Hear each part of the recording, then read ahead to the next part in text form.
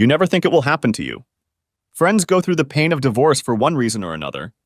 But because you trust and love your partner, you never believe that you will become another statistic, another failed marriage.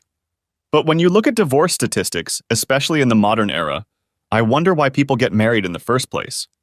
The song "Till Death Do Us Part" certainly sounds hollow, its meaning lost over the decades. I guess I should have recognized the signs, but not through what I read online, whether it be stories, articles, or just being more observant.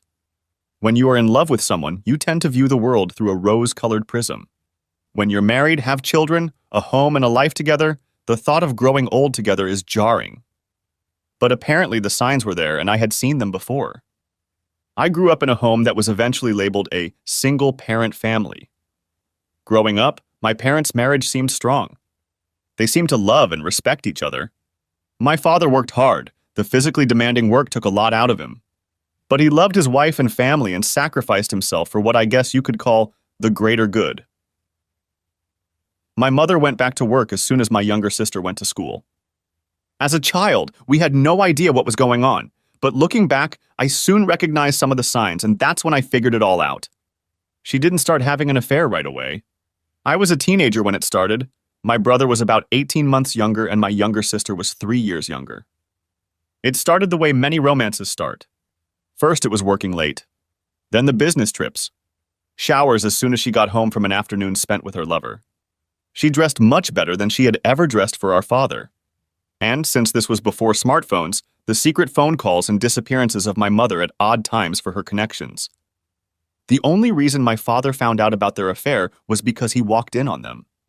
I later learned that he had finished work early, hoping to surprise my mother by taking her out for an afternoon, who told him she was taking a half day to do her hair and go shopping. Instead, he arrived home and found her car in the driveway and a car next to it that he admitted he recognized.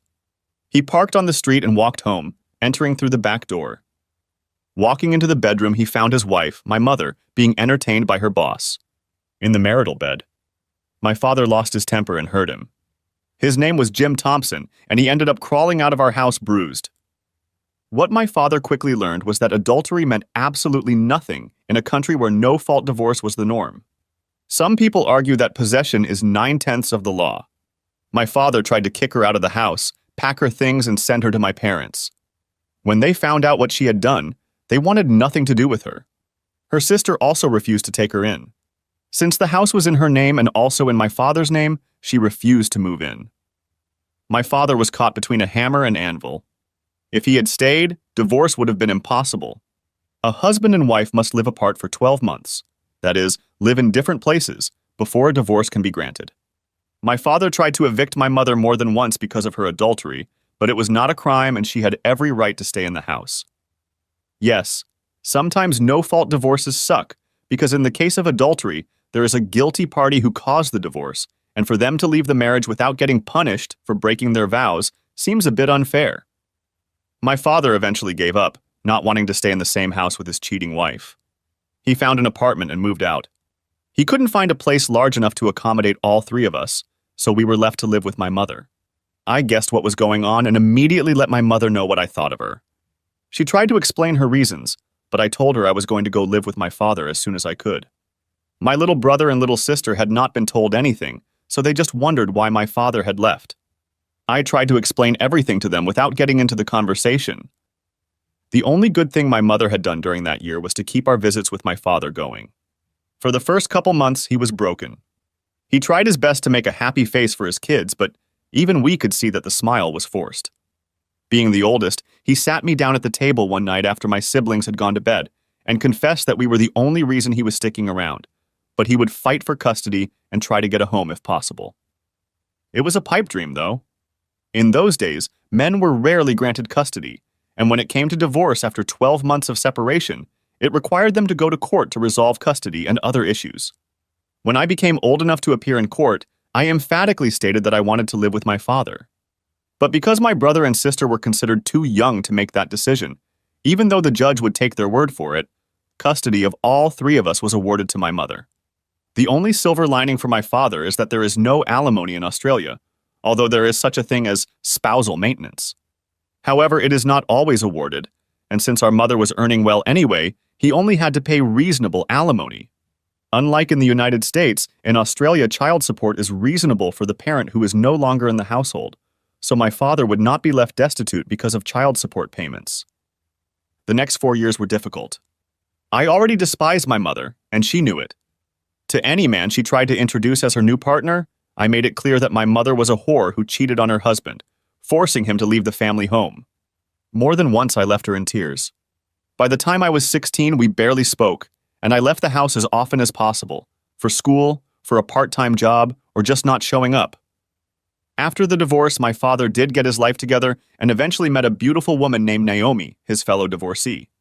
I supported their relationship, and she soon came to love his 3 children as her own. She had a daughter of her own, and we treated her like a sister. Despite the heartache, I was glad my father had found love again, even though I knew he was hesitant to marry. Naomi seemed to realize this and happily agreed to cohabitate. Eventually, they rented a house together and established a de facto relationship. As soon as I turned 18 and graduated from high school, I moved out of my father's house. I hated leaving my siblings, the only reason I stayed in the house until that age. But by then, my relationship with my mother had become unacceptable. My last words to her were, I'll admit, incredibly cruel, but it was just an explosion of all the negative thoughts I'd been holding inside me since my father had been forced to leave home, simply because he didn't want to stay married to a cheating whore. Despite the collapse of our relationship, she still sobbed as I packed my car on the day I left. I hugged my brother and sister, assuring them that I would be there for them and would not forget them, and then took one last look at my mother. The experience with my mother made me wary when it came to dealing with women. I had read many articles about infidelity and knew that I was a monogamous person at heart and would expect the same from any partner. I had a couple girlfriends in high school, but once I started working and making money, I started dating, hoping that I would find a woman worthy of my love and trust. I met Kylie when I was 21 years old. She was a recent university graduate. I was working as an engineer and taking night classes because although I enjoyed working with my hands, I was hoping to work my way up in the organization to a management position. I met her at one of the corporate gigs representing an engineering company, and she was working part-time as a sales rep for a supply company. We hit it off immediately, and by the end of the day, I had her number in my phone with a promise to call her. Hot date, Mark? My roommate asked. He was one of my best high school buddies, and we'd agreed to live together so the rent and bills would be cheaper. Something like that, Dave. Is this the girl you met at the conference? Yeah. Finally got up the courage to call her? I looked at him and smirked. Back off, Dave. I just waited a couple days so I wouldn't seem too pushy. Trust me, she was pretty excited on the phone when I called her and was anxious to meet up as soon as possible. After applying some aftershave, I decided I looked pretty good. Better than looking like a bum anyway. Although I had a decent job, the money still wasn't great, but I felt comfortable enough. We agreed to meet at one of the bars in town, and from there it was a case-by-case basis. I didn't usually organize dinner and drinks on first dates. Too many stories of women looking for a free meal, and the man who paid for it never hearing about it again. Walking into the bar after I parked the car, she was sitting on a stool. She was already sipping her drink, meeting my gaze across the room. When her eyes lit up and she smiled, my heart seemed to beat faster. Over a couple of drinks, we gradually got to know each other. She admitted that her role in the corporation was temporary and that she was only hired because she had a pretty face and that attracted men in her direction. She laughed, admitting that it was true, but it made her feel like a piece of meat. And so many married men hit on me, she added. It was disgusting. I realized what she was getting at. I know my own mother cheated, but both sexes were equally bad when it came to cheating. Out of my own curiosity, I looked up statistics online, and the fact that so many men and women admitted to having extramarital affairs shocked me. Making matters worse was the fact that, according to many articles written in Australia, we were notoriously known as a bunch of cheating scumbags. You were the perfect gentleman, Mark, she added, taking my hand in hers. You kept looking me in the eye the whole time and remained completely professional. At least until you asked for my number. You were the only sincere person. I wish you were single, though. I put my hand over my heart and raised my other hand. I swear I'm single. Ask any of my friends. She smiled and took my hand again. Good, because I have a good feeling about you. I've already been hurt. We agreed to take things slow. The first couple weeks we met for coffee or drinks. At the end of the third night over drinks, we had our first kiss. By then, she already knew about my parents' relationship. She hugged me tightly, and for some reason I felt better in my heart. When we kissed, I immediately knew it was the right thing to do. When I met her gaze, I sensed she was thinking the same thing. Drinks turned into dinner. A week later, she returned to the apartment I shared with Dave. He had a girlfriend of his own and spent most of his time at her place, so thankfully he wasn't there. After one last drink together, I took her hand and we made love for the first time. A month later, she confessed her love to me, I reciprocated, and things went on from there. Once she found a steady job, we started talking about serious things like living together, buying a house, marriage, and then children. By this point, even though what had happened to my father was on my mind, Kylie had already won my heart, and that was all that mattered. She was a pleasure to be around, and she admitted that she wanted to be a wife and mother above all else. Before we got married, we agreed to buy a house together. Fortunately, this was before the housing boom that was sweeping Australia, especially Sydney. However, due to lack of employment and a bad credit history, which she told me about, she could not co-borrow on the mortgage. I couldn't afford such a mortgage myself, nor would any bank offer it to me on my own, so my father suggested I become a co-borrower so that his salary would supplement my own. I had no idea how much it would save my ass in the future, but at the moment Kylie was very grateful to him and almost wept when he told her she was just another daughter. At the same time, her parents absolutely loved me, so when I popped the question just 3 months after moving into our new home, everyone was thrilled when we announced our engagement and wedding date. Marrying Kylie was the best day of my life up to that point. I married the woman I thought I was my soulmate, and she often told me I was hers. Walking down the aisle towards her, I was probably grinning like a fool. She started giggling when I took her hand, and we were both happy that we had finally committed to each other. It wasn't a church wedding, it was in a park with a marquee nearby to hold the reception. Our honeymoon lasted a week on an island in the Pacific. Sun, sea, sand. Not surprisingly, we found out that was when she became pregnant with our first child. She gave birth to a beautiful baby girl 9 months after our honeymoon and was ready for another child 6 months after giving birth. 18 months later, she gave birth to our son. 3 months later, we decided that 2 was enough. We both had what we wanted. To my surprise, she didn't want me to have surgery in case we changed our minds, and she didn't want her tubes tied either. She just agreed to go back on birth control since it had never bothered her before, and life went on as usual. She was a housewife and mother until both children went to school. As soon as our son went to school, she resumed working, but kept her work hours to school hours until both children went to middle school. Only then did she return to full-time employment.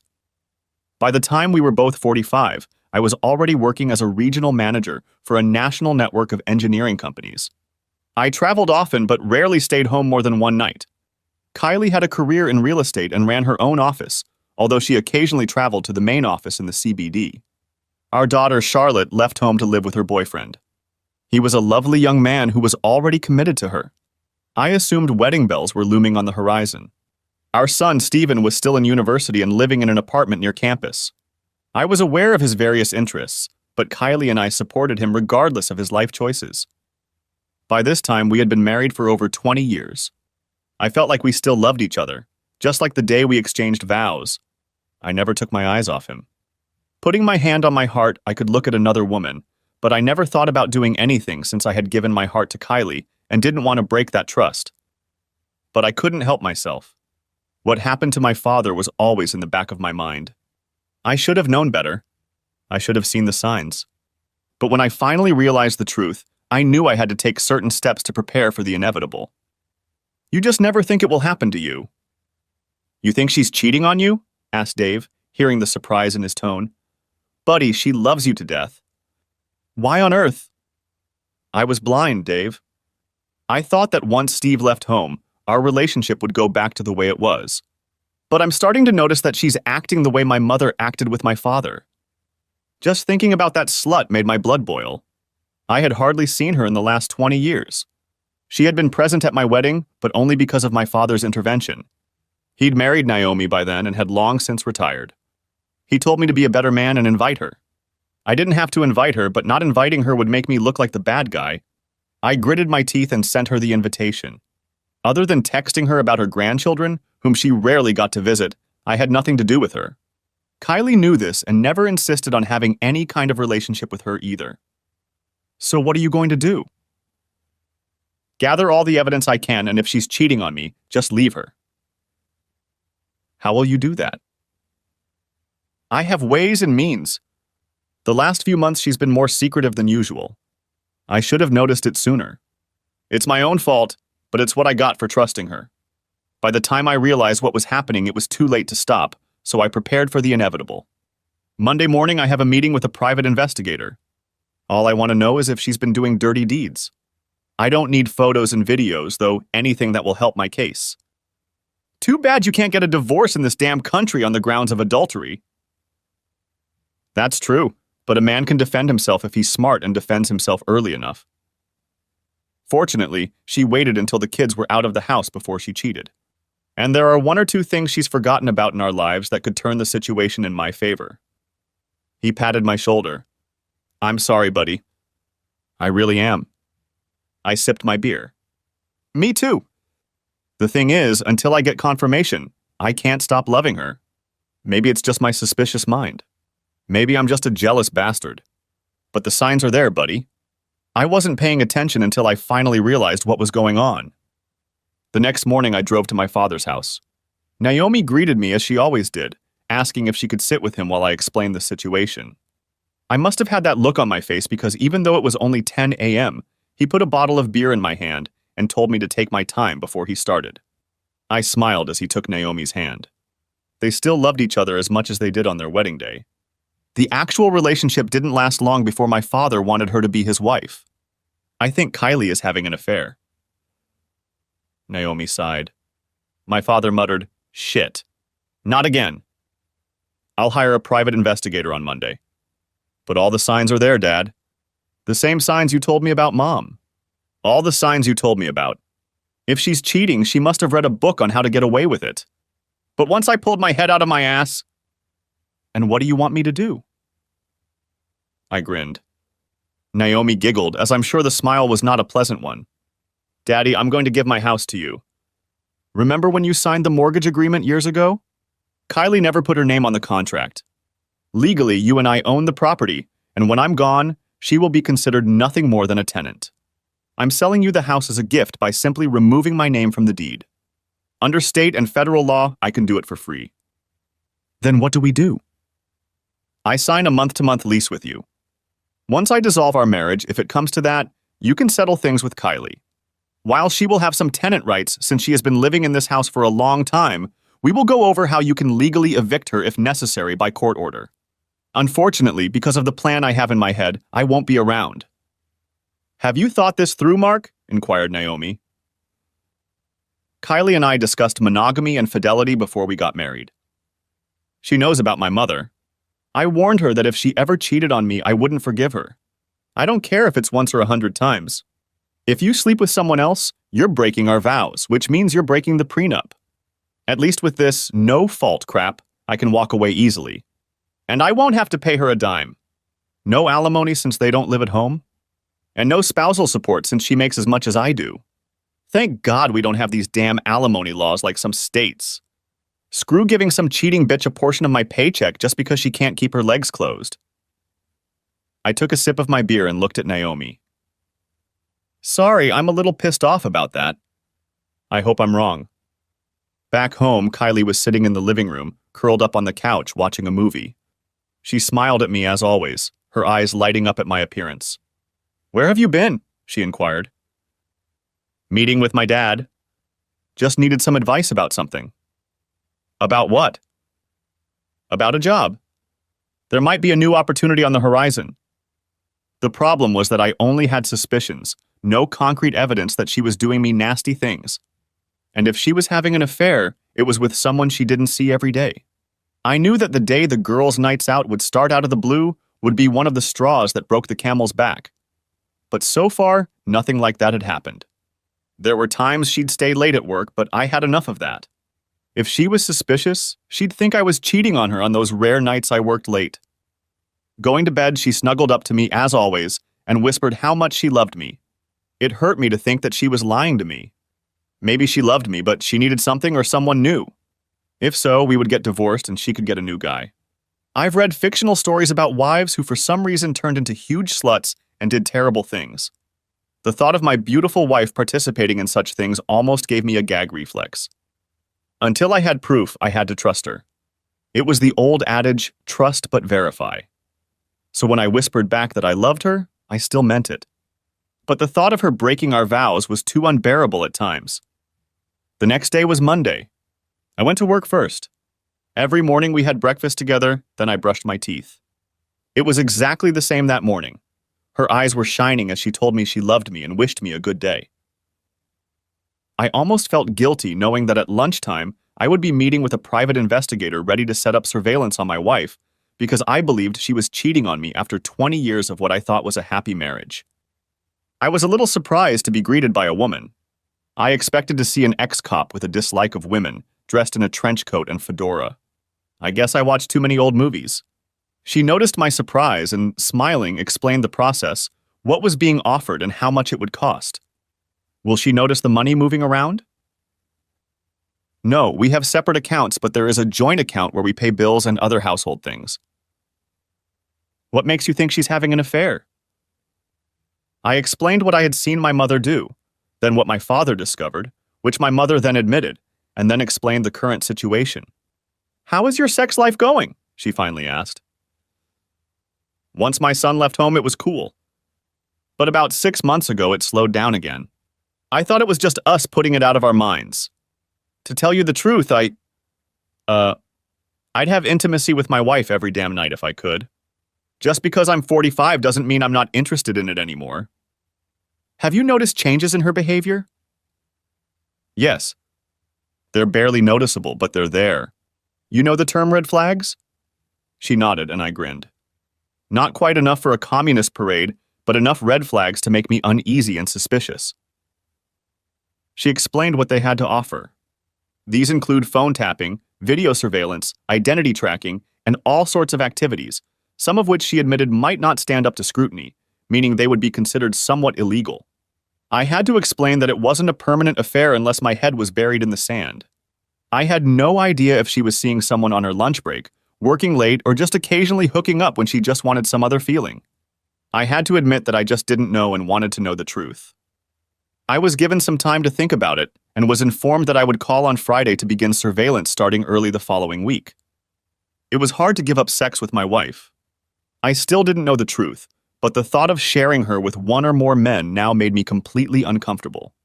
I could have pretended to be sick, but I told the truth. I just wasn't interested. I know what upset her when I rejected her advances. Eventually, she asked if I was stressed about work. I was preoccupied with something, so I guess her curiosity was satisfied. She snuggled up to me as always and whispered that she loved me. I called Wednesday and asked them to start immediately. I needed to know as this was starting to drive me crazy. I couldn't help but wonder if it was all in my head. No wonder so many spouses who have been cheated on have been mentally traumatized. In the end, although I paid for their services and they found the evidence, it only took a month of fighting back for my wife to finally show herself in all her glory. By this time, I was reading literature every day about cheating spouses, whether male or female, all the signs of infidelity, how they pull the wool over their eyes, and what spouses can do when a marriage breaks down. I was already prepared. I had already started moving things into the car, and I had what is called an evacuation bag. The workers knew I was getting ready to move. I just needed to give them a date. Our house was now my father's, and there was no mention of my wife in the lease. With any luck, she'd be kicked out of the house within a couple months. It was Friday evening. I got home at the usual time. When I walked in the door, Kylie was usually in the living room watching TV and sipping a glass of wine. We'd usually order takeout, talk about our week, maybe discuss weekend plans, snuggle up to each other, and then head to the bedroom. Before she started acting differently, Friday night was usually a great night when the kids finally left the house. We made love all the time, sometimes barely stopping until Sunday. But instead I heard her busy in the bathroom. I almost laughed to myself. The situation was so cliched that I grabbed a beer from the kitchen and then settled down on the couch. You never think it's going to happen to you. I waited in the pitch darkness for her to appear. I expected to see a lecherous little black dress. Instead, she wore a motley blouse, a short skirt, stockings, and heeled shoes. She had styled her hair, applied makeup, jewelry accentuated everything. She was simply stunning. Too bad it wasn't for me. I didn't realize it right away. Oh, Mark. I didn't know you were home. I got home at my usual time, Kylie. You've obviously been too busy primping and prepping for whatever it is you're doing. Where are you going? She took a deep breath. I'm going on a date tonight, Mark. With John from work. Why? It's just for work. It was a brazen lie. I knew who he was. He was an affair partner. He worked at the head office of her company. He was married and had children, about the same age as both of us. I'm not sure what she expected me to say, but there comes a point when a man just washes his hands of a man. If she expected me to beg or plead, she obviously didn't know me at all. She knew my stance on monogamy and fidelity. Standing up, she met my gaze as I approached her. I stared at her intently and she eventually recoiled. I smiled as I made my way to the kitchen. You're not going to say anything, Mark? No. She had no idea how prepared I was. I guess we were both good actors. The only difference was that I wasn't tearing her heart out with lies. Okay. Fair enough. I'll be home later. We'll talk then. I didn't say anything but followed her to the door. She stopped and looked back at me, looking as unsure as I'd ever seen her. Whether it was guilt or not, I didn't know, and I didn't care anymore. Good night, Mark, she said quietly.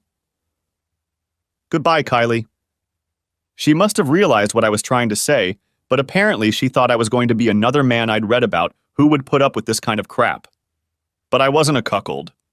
I wasn't going to put up with that kind of shit. I wasn't interested in open marriage, wife splitting, and things like that. It emasculates, demeans, and completely overturns the vows made at marriage. As soon as she left, I put my plan into action. I grabbed my evacuation bag and packed another suitcase, putting them in the car. I got on the internet and thanked the heavens that in this day and age, everything can be done through a phone app or online.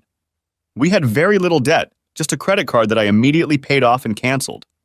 I paid all upcoming bills and then transferred most of our savings from our joint account to my own. I left her with enough money to pay a month or two's rent and bills. After that, she was on her own. Possession is 9/10 of the law.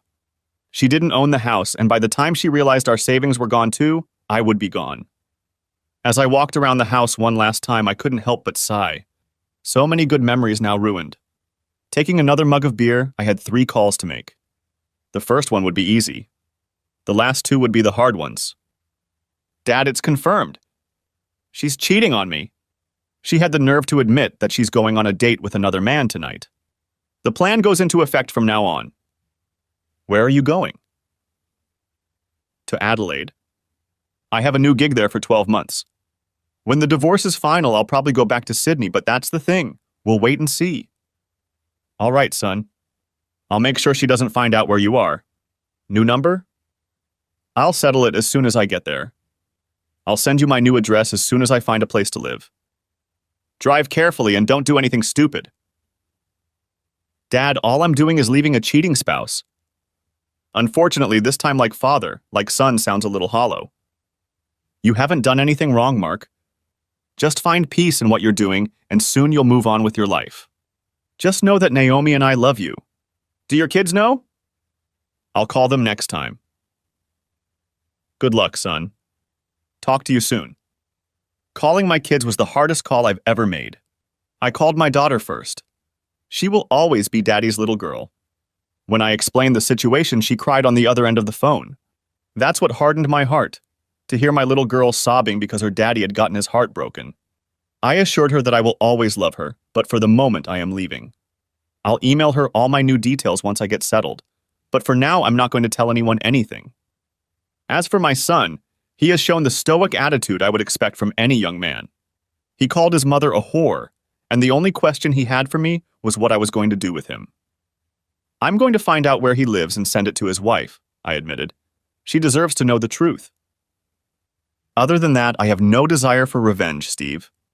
This isn't fiction, it's real life. I'm heartbroken right now, but all I'll do is wait for the divorce and then somehow rebuild my life. I'm only 45, 46 when the divorce happens. What about counseling? Can she demand it? Marriage isn't like ours here, and neither are the divorce laws, Steve. You've read too many stories based on states' laws. As long as we've lived apart for 12 months, I can file for divorce. Since you're both over 18, I won't even be required to attend court, although I will, just to make sure everything goes smoothly. She can't require counseling since we've been married for 20 years. Well, I'd be careful, Dad. You know how the courts can be. If she's persistent enough, then I'll just take my evidence to the counselor, put the pictures in front of them, and ask them if they'll stay married to the woman who's cheating on them. Okay, Dad. Well, take care of yourself and keep in touch when you get to where you're going. I'll keep you in the loop as I believe Mom will be contacting me. She knows Lottie will protect you. Thank you, Steve. We'll talk soon. That was it. I wrote Kylie a short letter explaining that I was leaving and that she would hear from my father soon. I didn't give her the reason why, leaving it as a bit of a surprise. Other than that, I explained that I had already called our children and told them the truth, just like my father had. She could tell her parents that I left, but if I started getting insults or requests for reconciliation, I would send them proof. Finally, I took off my wedding ring and placed it on the coffee table, along with the note and all the proof I had received. These were copies, as I would keep the originals in case I needed to use them for any reason. Getting into the car, I didn't know whether to laugh or cry, but I found that all the stress I had been feeling disappeared as soon as I drove away from the house. I booked a hotel on the western outskirts of the city to prepare for my trip to Adelaide. I had 2 weeks to get there and set up my life, so I took my time and decided to stay in random country towns that had no more than a pub, post office, and police station, usually all in one building. A week later, I arrived in Adelaide. I was met at the office where I was to work by several people I recognized from previous corporate conferences.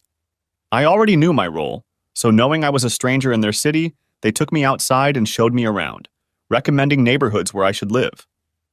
I ended up staying in a hotel for a month while I picked a place to live. I ended up choosing a modern 3-bedroom apartment in North Adelaide, after researching information and discovering that it was one of the most beautiful suburbs in the city. I wasn't interested in buying as the average price was expensive, although not as bad as Sydney. I intended to return home to Sydney after 12 months. As soon as I moved and changed my room, I informed my father, siblings, and children of the change in my circumstances. Charlotte called immediately, wanting to visit me. I missed her terribly and arranged for her to fly for a month. My son was finishing his studies, but as Christmas was only 3 months away, he would visit me then as he could stay for a few weeks. As for my father, he let me know what was going on with Kylie. Are you aware that she didn't get home until the next morning? Yes, I didn't distract the private investigators until the next day, as I was curious as to what she was doing that night. She went out to dinner with him, and it was all quite romantic. Then they spent the night in a hotel in the city. There was nothing else I needed to know. I thanked them for their efforts and paid them, as their services were not needed after that. Well, I heard about it through the grapevine and also what she told me. When she returned home, she found your wedding ring, the note, and the evidence. She called me, your children and her family, in hysterics. You obviously didn't answer your cell phone, and I know she sent you emails. Any calls from her went to voicemail and were deleted. I marked all emails from her as spam. Well, that was just the beginning of her problems. A week later, I showed up on her doorstep and showed her the lease we signed. Then I showed her the paperwork that you had gifted me the house. Her face turned pale as she realized it was all quite legal. I gave her 3 months to find a suitable place to live, and if she doesn't leave, I'll have the police evict her. She's still living there, but I know she wants to move out. Has she asked about me? Of course. She asked about your family, your children, your friends, even where you work. She's eaten up with guilt for throwing away 20 years of our life together. Has she explained to anyone why? Not really. She's sorry, of course, but I heard the same thing from your mother. She was sorry she got caught, not sorry she cheated on me. Cheaters always live in a fantasy world where they believe they are doing nothing wrong. The usual nonsense is that it was just sex. I never cheated on my wife for just sex. And believe me, Dad, by the time I was in my 30s and 40s, I was getting plenty of proposals. But I loved my wife, and I wouldn't dare back down from my vows. I got a second chance with Naomi, Mark. Give yourself time to heal, mourn your marriage, and when you're ready, open your heart to someone else. There are millions of good women in the world, Mark. Thanks, Dad. Love you, son. Take care of yourself. Work helped me distract myself. I ended up traveling around the state of South Australia, visiting various stores and suppliers, and carving out time on the weekends to explore some of the region, particularly the Barossa Valley. I found that divorce had made me a tough negotiator, unwilling to concede an inch unless it benefited my company. At least my bosses were happy with my performance at work and were already talking in my ear about staying in Adelaide for good. My daughter visited me a month after I moved into the apartment. While waiting for her at the airport, she screamed, "Daddy!" and rushed to me. I hugged her tightly, spun her around, and she immediately cried, whispering how much I loved her back and that once this was over, I would be home again for good. She spent a week with me, and even though I was working, I spent most of my time at home. But whenever I had a spare moment, we chatted about anything that came to mind. She informed me that her mother had been flooding her with calls trying to explain her side of the story. Although I didn't want to show her the proof, I had a printed report that I finally gave in and showed her. By the time she stopped reading, she was in floods of tears and almost bellowed how much she hated her mother. This was not my intention, but despite my assurances that her mother still loved her, I had a bad feeling that it would take her a long time to forgive her mother, if she ever forgave her at all. The day she left hurt us both as I knew she wanted to stay with me just to keep me company. I hugged her for what seemed like hours before she needed to leave. In the months that my marriage fell apart, I never shed a tear. I was angry about it, but not upset. I'm not ashamed to admit that I cried for a few minutes in the car as my daughter drove away. It made me realize that I was feeling pretty lonely. But at the same time, her visit revitalized me. I talked to her every night. My son called me at least once every couple days. My siblings knew what had happened, and my younger sister promised to visit me as soon as she could. My father kept me informed of all the happenings. Even the guys from my old office in Sydney seemed to be aware of some of the events, but usually called just to chat and laugh. It was 6 weeks before Christmas when lightning struck again. I strolled through the aisles of the nearest supermarket, writhing in boredom. Kylie and I always went grocery shopping together. We laughed at each other, acting goofy, and it was always an enjoyable activity. I reached for a bottle of salad dressing, not noticing the woman reaching for the same bottle. Our hands collided and we both turned and stared at each other. I'm pretty sure my jaw dropped slightly and her cheeks immediately colored.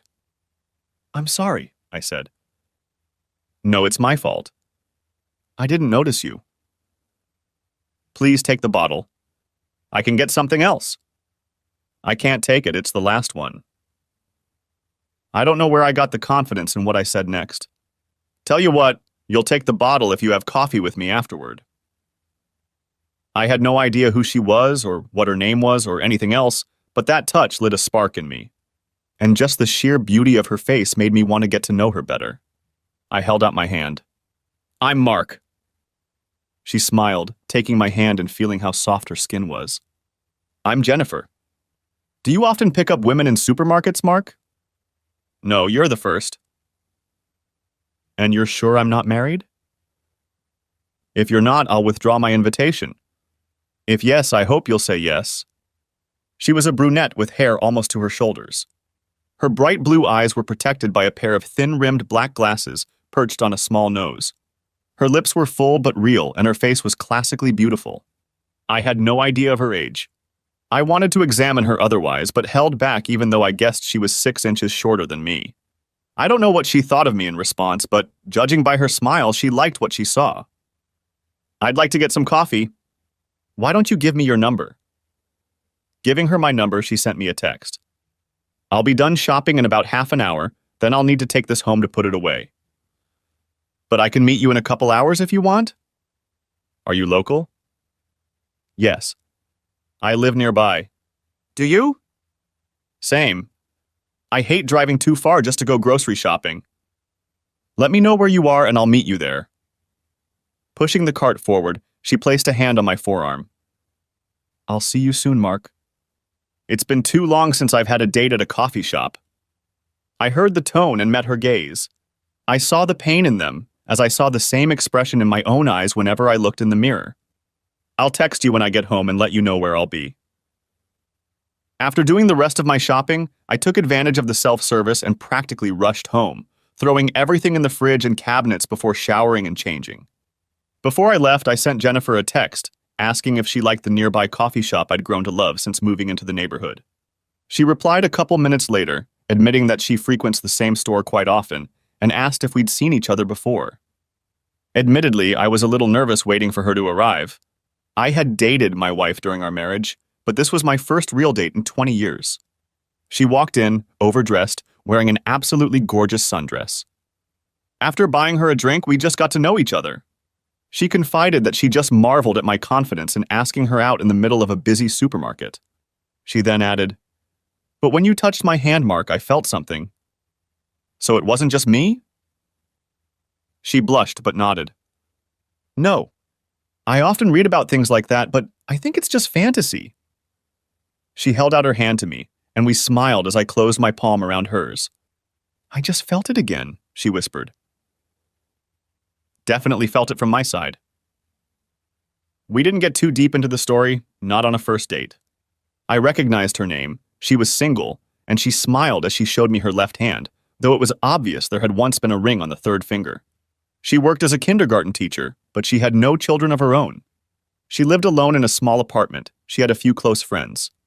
Her parents lived in the city, she had a younger sister, and she was 35 years old. "Oh," I said, 45.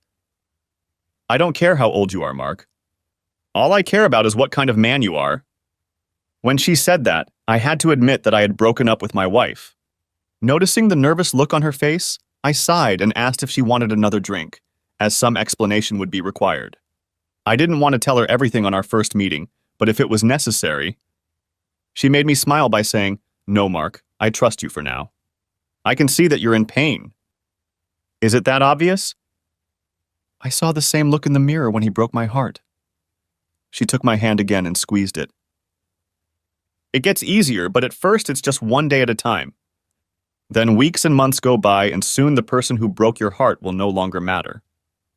She smiled at me again. "And then maybe you'll meet the very person who starts to mend that very heart. It's just that some people wait longer than others, but eventually it happens. My father used to say the same thing." "Your father is a wise man." We finished our second glass and walked outside. Walking to her car, I felt awkward, not knowing whether to kiss her, hug her, or just wish her well. When I hugged her, part of me didn't want to let her go. I couldn't imagine finding someone I was attracted to so strongly and so quickly again. I guess we both didn't want to break the embrace. "Give me a call this week, Mark. I'd love to talk to you again." "How about tonight?" She giggled, and it was a dagger to the heart. "You can call me whenever you want." I called her that night, and every night thereafter. Not wanting to interfere with her regular teacher's week, I asked if she wanted to go out to dinner Friday night. When she said she'd love to, I practically danced around the apartment as soon as I hung up the phone. I hadn't felt so giddy in a long time. At the conference on Thursday, more than one person remarked on my rather sunny disposition. Everyone knew about my breakup and impending divorce, so they immediately assumed I was seeing someone. Not wanting to jinx it, I told them that I enjoyed my date at the coffee shop and that I would be having dinner with the same person the next night.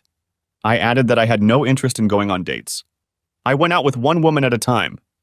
If it didn't work out, I would try with another.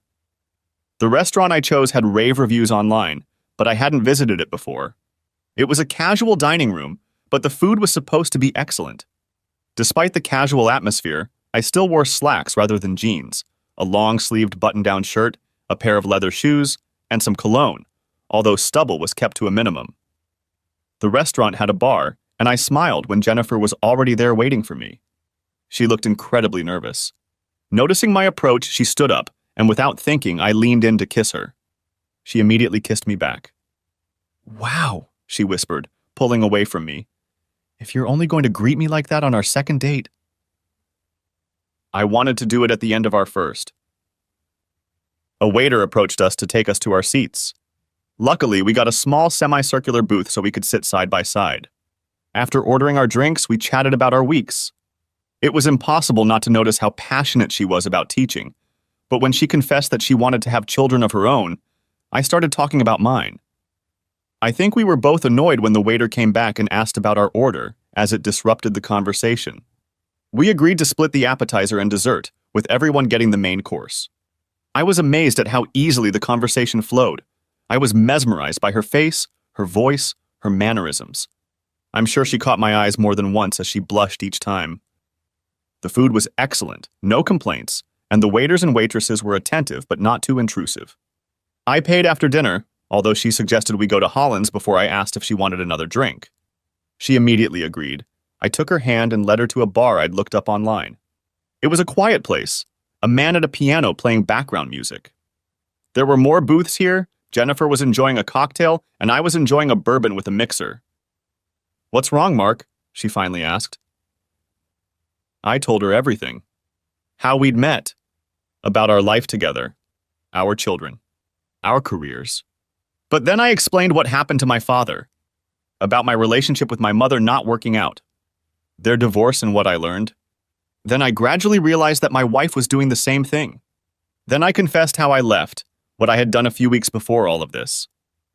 I'm still married, Jennifer, but we live apart. I moved here to make sure the divorce goes through. I'm not sure if you would consider what I'm doing cheating or not. I won't blame you if you do. But my marriage is over. It exists in name only. I will return to Sydney to make sure the divorce is finalized. And if you met someone here? Then I'd talk to him about our options. My children are in Sydney. Being so far away from them is hard. I had to look away as admitting it upset me. I miss them every day. My ex-husband was quite a piece of work, Mark. He swept me off my feet when I was 19. He was 25 at the time. The age difference didn't bother me, but my parents warned me about him.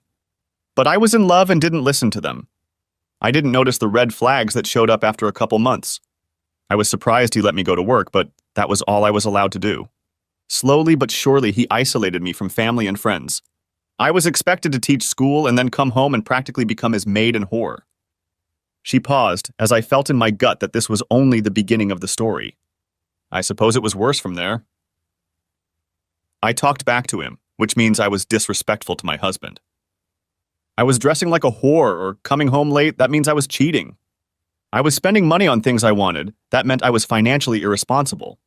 He never said anything positive, he was a sea of absolute negativity. I can't imagine wanting to say anything good about you, Jennifer, I said softly. I knew I needed to get away. He was crazy, and I knew that one day he would either hit me and put me in the hospital or just destroy me. I called my father and cried into the phone, asking him to save me. He arrived with 2 of my uncles and a few of his friends. My ex-husband tried to fight them off, but pushing and hitting a woman is different than fighting off a man. Or a man, since my father cleared his watch with 1 punch, and then they tied him to a chair while they helped me move out. I immediately went to the police, got a restraining order and an AWO against him. I've been divorced for 7 years and he doesn't know where I am. I've barely dated Mark. I've been afraid for so long. She raised her eyes and looked into mine. Then I met you, and I had feelings I hadn't felt in so long. I'd never felt them for him. She got behind the wheel, but it wasn't safe to drive, so I offered to drive her home. Stopping in front of an apartment building, I realized I had considered it before choosing my current residence. After escorting her inside, she opened the front door and hesitated. I made my decision, pulled her to me, and kissed her again. I had a wonderful night, Jennifer. I'd like to spend it again. During the week? Any night you want. I'm a pretty good cook in the kitchen if you'd like to have dinner with me. Let me know the night and I'll bring something too. I'm a pretty good cook myself. She smiled. Well, I'll cook first and then you cook for me and we'll compare results. What night? Wednesday, Mark, although I'm expecting your usual nightly call. And lots of messages. If you play your cards right, you might even get a surprise or 2 in a message. What are you doing tomorrow? Nothing. Why don't we go to the beach? You just want to see me in a bikini. No, just want to have a good time. When I got home, I heard my phone beep a couple times and didn't open it until I was inside and sitting on the couch with a beer in my hand. I had a great night, Mark. I wanted you to spend the night with me, but I don't want to rush things. I don't want to rush things either. When you're here Wednesday night, bring a change of clothes. I want you to stay, but it's too early for anything but sleeping in the same bed, Mark. I'm tired of sleeping alone, Jennifer. I am too. I'm already in bed. It's royal, but it feels empty. It didn't feel that way until I met you. M. I'll pick you up at 9 o'clock in the morning. I'll take you out for breakfast first, and then we'll go to the beach. J. What's your favorite color? M. Usually blue. On a woman, black or red. J. Then I have the perfect bikini for you.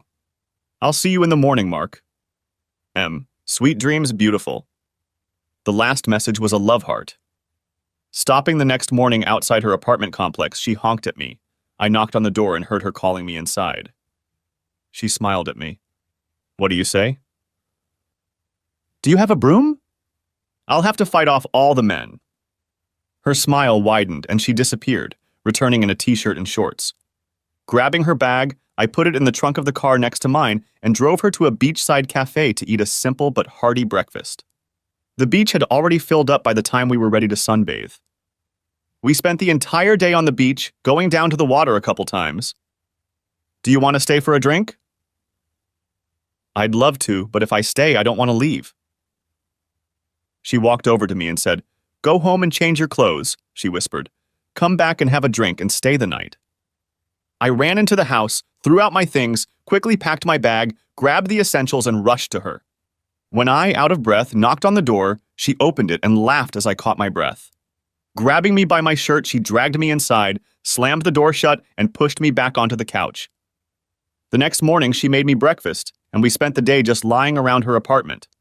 Annie's silence was comfortable. Take your time, Jenny, I whispered. We have all the time in the world. I knew I was already in love with her, and I sensed she was feeling the same way. The only problem was that I hoped it wasn't a withdrawal. I had just recently left my wife of 20 years and had fallen in love with the first woman I saw. But I wanted to think it was fate that had brought us together. There was a reason we ended up at the supermarket that day. We didn't text constantly during the day because she was busy teaching, but we talked every night. The guys at work knew I was now seeing someone, and I let my family in Sydney know I had met someone special. My dad called and kept me up to date with Kylie. Apparently, she was on the verge of moving out. She was still trying to find me, but no one would tell her anything. She thought I was still in Sydney and hoped she would eventually meet me. Wednesday night couldn't come fast enough. Jennifer had prepared a sumptuous dinner that was delicious and hearty, and the dessert she made for us struck a chord with me. Patting myself on the stomach, I said, It is often said that the way to a man's heart is through his stomach. I love you, she whispered. Turning to kiss her, I couldn't help but smile. I love you too, I whispered back. Isn't it too soon? Not at all, Jenny. If that's how we feel about each other, then that's how it is. I felt it on our first date over a cup of coffee. I knew I'd met the man I wanted to spend the rest of my life with. And I mean, if you want to be closer to your kids, I'll go with you. Are you sure? It's a big decision. There's nothing keeping me here, Mark. My parents are still healthy. My sister is happily married. I won't make a decision right now, but my heart says I should come with you. I'd love to meet your children. They'll be here for Christmas. Then you will all come to spend Christmas with my family. That night, she visited my apartment for the first time. She called it a bit bachelor, but it was clean and neat, though she understood why I kept it simple, since it was only a temporary place where I would be living. At the mention of marriage, she blushed and turned away.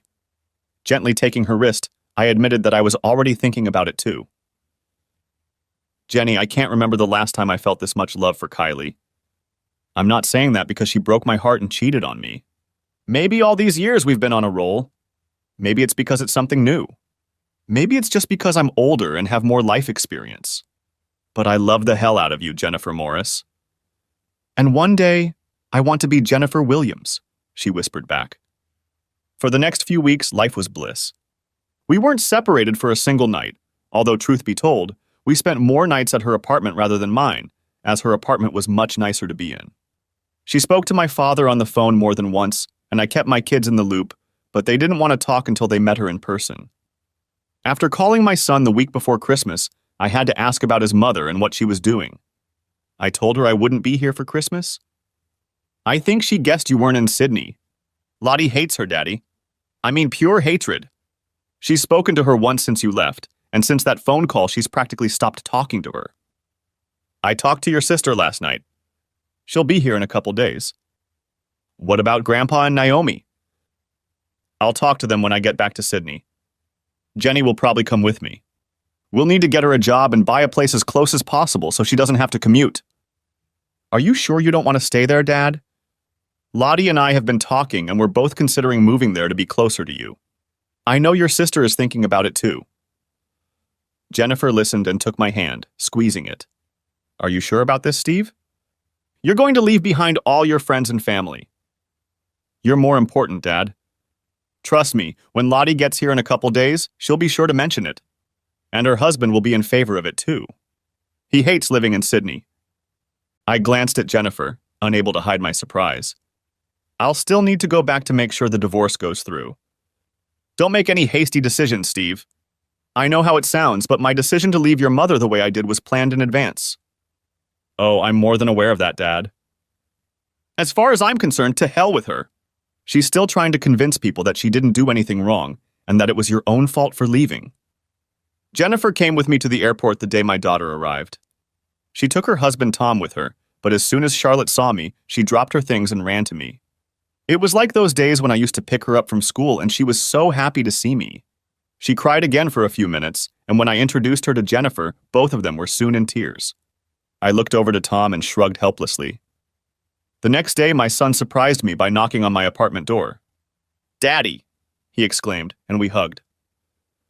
The bastard gave me a big hug, and we both had to wipe our cheeks as I led him inside to introduce Jennifer. "Well, at least he looks a lot like you," she said. I knew what she meant, but I'd already done the DNA test. Kylie hadn't cheated on me this early in our relationship, but I still needed reassurance. Later that morning, I drove the 5 of us to Jennifer's parents' house. The trunk was full of gifts, and I dropped them all off. Her mother fell in love with my daughter in 2 minutes, and my son, I'm sure, was accepted by them as one of their own grandchildren, just as they accepted me as their son. I called my father through an online video service so we could exchange Christmas wishes. My brother, his wife, my sister, and her husband, and their children celebrated Christmas with him. Kylie had long since left our former home and moved in with her parents. The news that surprised me was that her affair partner was kicked out of the house by his wife, who used evidence to get him fired for gross misconduct. Apparently, my wife was holding on to her job literally by a thread, but was demoted and also lost several mutual friends who couldn't forgive her for cheating on me. It was a great day. My kids took tons of pictures for their social media accounts. I had long since lost interest in such things, considering them a waste of time, but soon I started getting messages from a few old friends who contacted my dad asking if he knew my number. Many were curious to know what happened, so I answered simply. Others gave me information about Kylie, but I replied that it just didn't matter. As soon as the 12 months were up, I would file for divorce and return to Sydney just to make sure it went into effect. Christmas with Jennifer and her family was wonderful. When she mentioned that she was coming to Sydney with me, I told her that we would be staying in Adelaide and someone from my family would be joining us instead. Her face lit up, and I brought her almost to tears when I finally gave her the gift I wanted. It was too early to propose since I was still technically married, so I bought her a gorgeous necklace and bracelet. She immediately put them on and whispered that she would wear them as often as she could. After we ate a big lunch, her father offered me a beer, and we ended up in his garage where he put an old sports car on wheels. I haven't seen Jenny this happy in a long time, Mark. Partly, I think leaving Adelaide would do her good. But would you be happy to stay here forever? I'll stay here for her, and my children will move here to be closer. How soon can you finalize the divorce? A few months at the most. I've been honest with Jenny about everything from the beginning. I understand she's been doing nasty things to you? Yes. Maybe up to 6 months, although I only had concrete proof in the last few weeks before I pulled the pin. He shook his head. Hell, I've read about all this cheating nonsense. Why get married if you can't keep your legs closed? Ever heard of cuckolds? Judging by the look of disgust on his face, he knew exactly what it was. Yeah. I'm not sure that's what Kylie meant, but it's one of the new bullshit things. Same thing with all these people and wanting a free relationship so you can cheat while keeping your conscience clear. Honestly, if my wife asked me to do something like that, I'd be in jail. How much disrespect is there in asking someone to do that? Jenny's ex-husband here was both cheating and abusive. What? He put a hand on my shoulder. She barely knew about the cheating. But he was doing it with everyone who moved. He squeezed my shoulder. She loves you, Mark. Just don't break her heart. Please, I'm not sure I can handle another call like that from my little girl. He sipped from his bottle and, looking away, added quietly, I almost destroyed it, Mark. I love her more than anything in the world, Daddy. He grinned, already calling me son. I've been hurt badly myself, so we both carry the wounds in our hearts and souls. We help each other. We stayed until late afternoon and my daughter drove us home as I had too much to drink. Back at my apartment, the kids went to bed and Jennifer dragged me to our bedroom. If it was good, she enjoyed New Year's Eve even more. I told my kids to have fun while I walked her to a hotel downtown. After dinner and drinks, I escorted her back to our room where there was a bottle of champagne and a few appetizers. Any wishes for the new year? I inquired. Not just one. Would you like to hear them? Sure. I want you to live here with me. Deal. I want you to propose to me as soon as you get your divorce. I'm already looking at rings. She clung to me even tighter. I want a baby, she whispered. Jennifer, we'll get married and have a family together. My children left a few days later. I was reluctant to let them go, but once I explained that I would probably stay in Adelaide if they wanted to join me, they promised to start exploring their options. I called my father and told him the same thing. He said I had to make the best choice for myself, but he was happy where he was with Naomi. But he would of course visit me when he could. The next few months passed in bliss. Eventually, I applied for an apartment lease and moved in with Jennifer. I won't say it was one of those fairy tale romances after all, it was real life, but I don't remember myself happier. We were a true team in everything about our lives. She knew that the specter of my divorce loomed on the horizon and at times still lingered in my mind. We both still had trust issues, but we agreed to always talk about any problems without giving the other a reason to think we were doing anything wrong. Our lives were great and we never stopped seeing each other. Just enjoying her presence made me feel better about myself. She made me strive to be a better man, perfect in her eyes.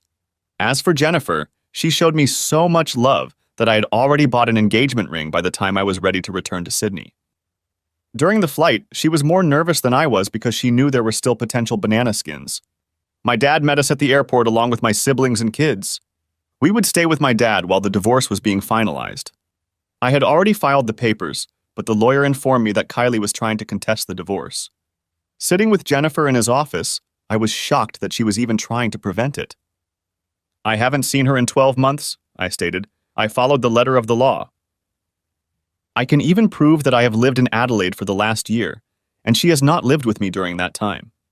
What's more, we haven't been in touch at all. That's true, but she can still argue that, he replied. No judge will listen to her arguments, and no counseling will be forced. I assume Jennifer is your partner? Kylie cheated on me. That's the original reason. Now I have a more compelling reason to divorce her. Once we're divorced, I'll propose to Jenny and we'll get married as soon as possible. We plan to have children after the divorce, Jennifer added. Okay, I'll talk to her lawyer and find out what she wants.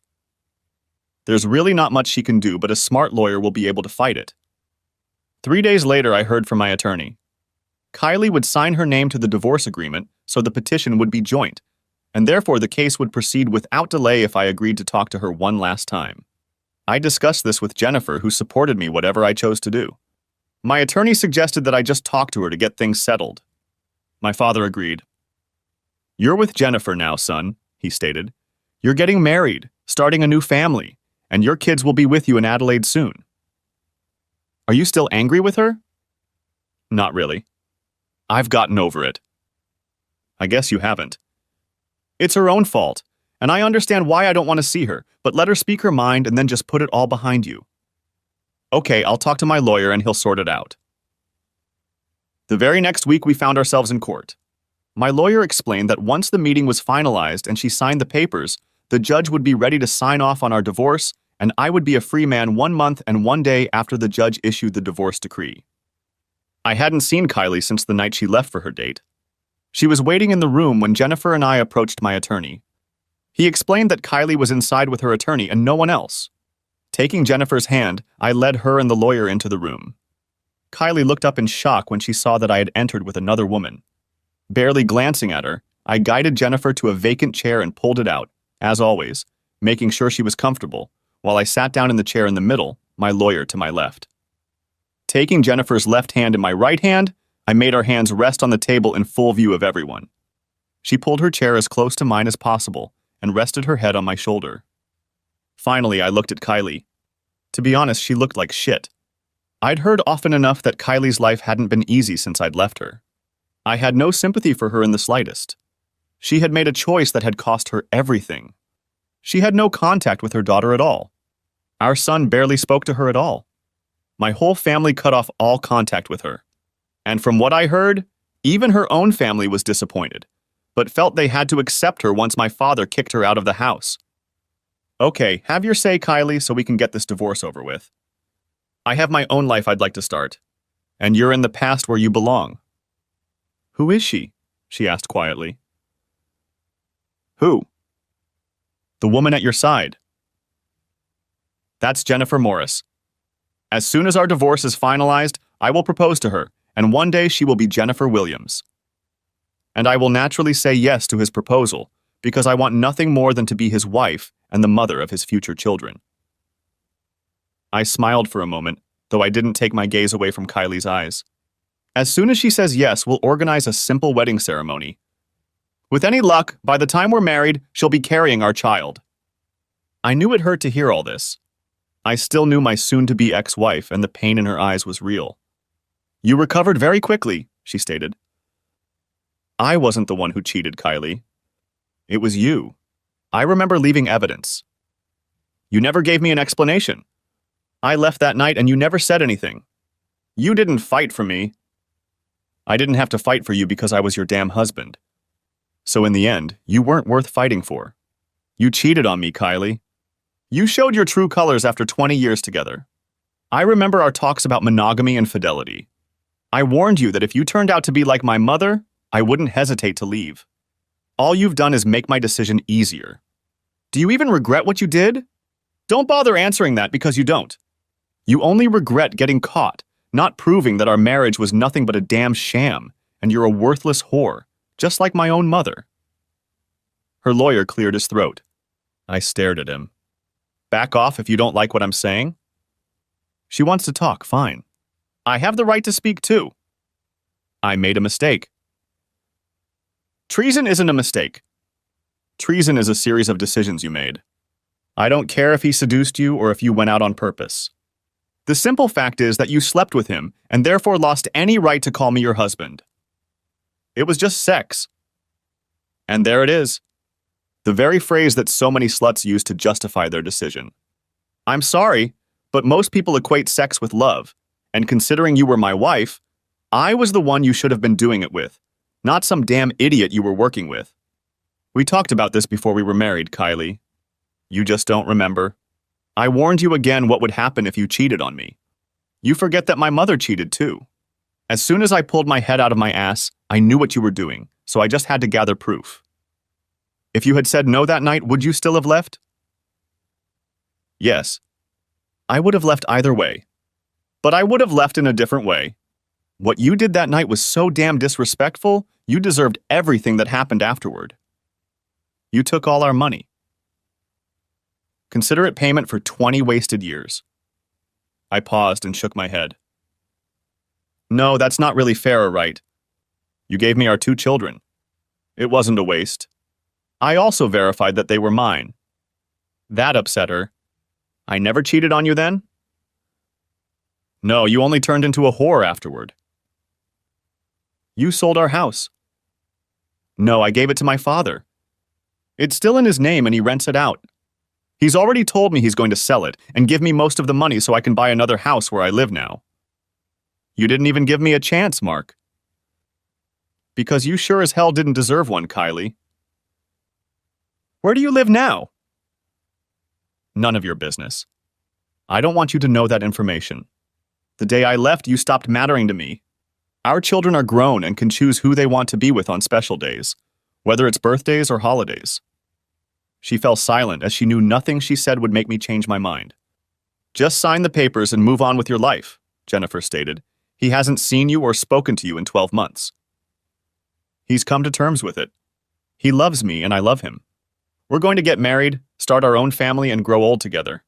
You chose to leave him. I'm glad I was the one who caught him, hugged him, whispered that everything would be okay, and I would never let him down. He owns my heart, and I know I own his. I didn't mean to. She met my eyes, and I saw tears. I kept my composure. Water fireworks wouldn't work on me this time. I still love you, Mark. Good for you. I don't care, Kylie, I replied coldly. The tone almost made her jump. I don't hate you anymore. Don't let the cold tone fool you. I just don't care about you anymore. You stopped being my problem the day you let another man do this. We sat in silence until her lawyer finally cleared his throat. Kylie, this is clearly going nowhere, her lawyer stated. Just sign the papers and end this farce. He has clearly gone further, as he intends to remarry. No judge worth his salt would stand in the way of that. Your marriage is over. Your children are grown. You no longer have any property in common. It's over. Do the decent thing, sign the papers, and move on with your lives. He took the papers out of the folder and placed them in front of her, then held out a pen to her. Kylie met my gaze, and that's when she cried. I knew her enough to know she was genuinely upset. Wiping her cheeks, she gingerly took the proffered pen with a trembling hand and looked over the papers. At the very bottom, she signed and dated. Is my presence in the courtroom necessary? I asked my attorney. No, Mark. You are free to go. You will receive the divorce decree in the mail. Good. Then we're done. Rising to her feet, Jennifer took my hand and I led her out of the room. I'm sorry, Mark, I heard her say. I'll always love you. I appreciated the apology, even though it no longer meant anything. It was too little and too late. But as for the last 3 words, I'm pretty sure she still loved me, but I didn't care. The woman I loved was now holding my hand, and in a month and a few days she would be my bride. Walking outside, my father, Naomi, Steve, and Charlotte were waiting for us at the cafe. Gesturing to my head, we walked onwards to the nearest pub as I was panting for a drink. After buying a mug each, we sat down at a table, and I explained what the conversation was about. They cheered up when I admitted that it was probably more me talking, laying out everything I wanted to say. What did she look like? Inquired Charlotte. Like shit. Definitely looks her age, if not older. Definitely deserved the upgrade, Jennifer whispered in my ear. Did she sign the papers? My father asked. Nodding, we clinked glasses and sipped our beers. I went through the same shit with your mother. I'm sure everything Kylie told you, she tried to tell me too. She wasn't trying to blame me, Dad. Mom was accusing you of working too hard. Did she try to justify it? Inquired Stephen. Yeah, the old line. It was just sex. What is it with these promiscuous women claiming it was just sex? Charlotte wondered almost to herself. I married my husband and wouldn't dream of leaving him just for that. If I want it, I turn to my husband and achieve it. She stopped and blushed, realizing that she had just said that in the presence of her father and grandfather. We exchanged glances and burst into laughter. Well said, girl. Well said, exclaimed my father. And those are words to live with. Your grandfather doesn't stand a chance, Naomi declared, and if he needs a little chemical help, he knows there are other things he can use. Naomi, that's my grandfather, exclaimed Charlotte. He's not dead, and neither am I. I'm 65 years old and still more than capable, objected Naomi. Your grandfather met me at the right age. But once we were together, we made a promise to be good to each other. We both had failed marriages due to infidelity. I'm just glad it's almost over, I admitted. I don't like being another divorcee, but like I said in the room, infidelity is unforgivable. Fair play to those who choose to make a relationship work. Perhaps if you kids were 10 years younger, I would have felt trapped. But then I looked at my dad. It was a struggle, but he always supported me. We stayed in Sydney for a few more days while I discussed with my family their plans. Charlotte and Tom immediately agreed to come to Adelaide. Stephen was still assessing his options but would likely join us. To my surprise, my sister offered to join us. Inviting her to dinner when she arrived alone, I learned that her marriage had also broken up. You can stay with us while you work things out, Jennifer offered. Any family would welcome you. You are my family now, and my family is yours now too. I'm selling the house here, and we're going to capitalize on it, I added. Housing prices in Adelaide are a lot more reasonable than here, so we're going to buy a big house. With rooms to fill with little people, Jennifer suggested, taking my hand and placing it on her stomach. I'll be carrying our first child soon. How many do you want, Mark? As many as you want, Jenny. I love being a father. A month later, I received a divorce decree stating that my marriage to Kylie Daniels, since she didn't keep her last name, was officially over. I never heard from her again, but rumor had it that she left Sydney within 6 months of our divorce. According to Stephen, who was the only one still in touch with her, she headed north to Queensland to start over. After that, I just stopped asking, and Stephen stopped telling me as I no longer cared what she was doing. 2 days after receiving the divorce decree, I proposed to Jennifer on the beach in front of our families. She could barely get a word in edgewise, nodding as I slipped the engagement ring on her finger. 6 months later, we were married on the same beach, as our new home was only a few hundred meters away. As she walked towards me in her wedding dress, no one could fail to notice her baby, but my future wife just glowed as her father led her towards me. Taking her hand, we couldn't contain our smiles as we turned to face the celebrant. My dear ones, we are gathered here today. Epilogue. I'm a year away from retirement and life couldn't be better. Jennifer and I have been married for almost 20 years, and we are still as happy today as the day we met. Our first date, our first lovemaking, all those first meetings leading up to our wedding day. 6 months after returning to Adelaide after that trip to Sydney, my daughter and son were living in Adelaide. My daughter is still married to Tom and has 3 grandchildren. My son is married to a wonderful man and they have adopted 2 children.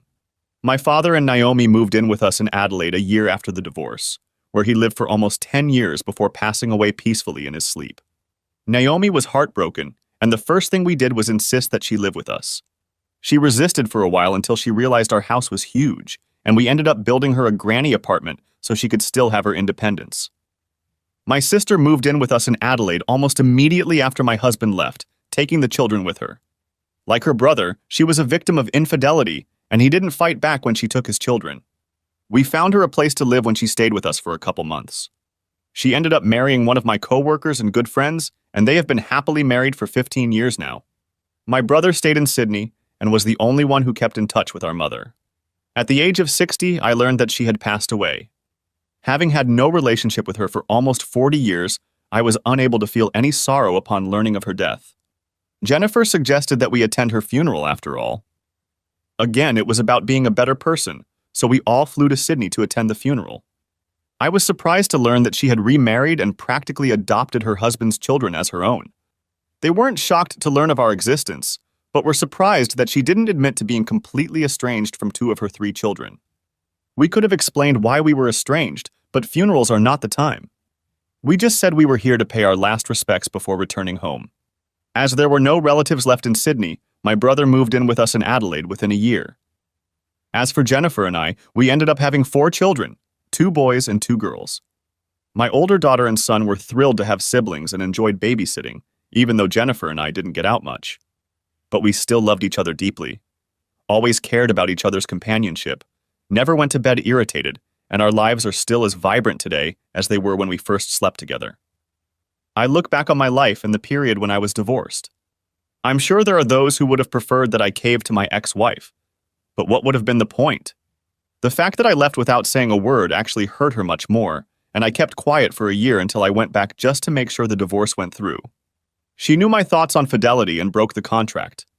As for those who believe in reconciliation, I can't agree with that either.